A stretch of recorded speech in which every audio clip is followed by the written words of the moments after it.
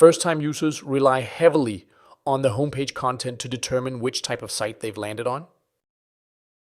If your homepage only shows a narrow selection of products, you're losing customers before they even start browsing. Let's explore how to fix this issue.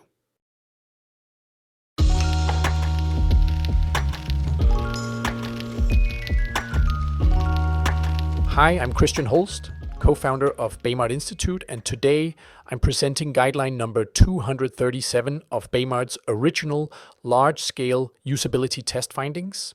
Feature a broad range of product types on the homepage. If users don't see the product they want on the homepage, some will assume it's unavailable and leave, resulting in a lost sale.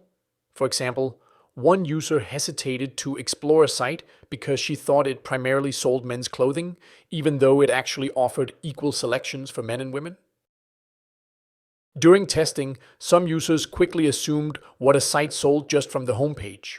While many continued exploring through navigation or search, others didn't, leading to missed opportunities if the homepage didn't fully represent the product range. For example, at REI, it's immediately clear that the site sells hiking gear, but at first glance, it's not obvious that road bikes, yoga mats, and skis are also major parts of the catalog.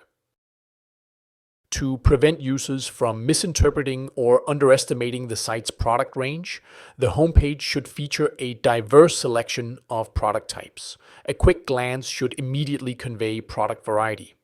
While key categories should take up prominent space, dedicating some visibility to other product types ensures first-time visitors don't overlook the full range of offerings. For instance, Wayfair does a great job of listing a broad range of product categories. This way, a variety of products are visually represented on the homepage, and the subcategories also help users select a well-defined scope. There's no strict rule for how many product types should be featured on the homepage, but testing showed that sites should display at least 40% of their product range. While not every category needs equal visibility, this ensures users get a clear sense of the site's breadth of products.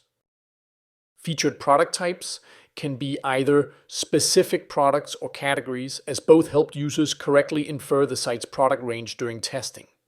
However, prioritizing categories over individual products encourages users to adopt a category browsing strategy, which is often preferred. For example, B&H Photo effectively uses image thumbnails to visually showcase its wide product selection.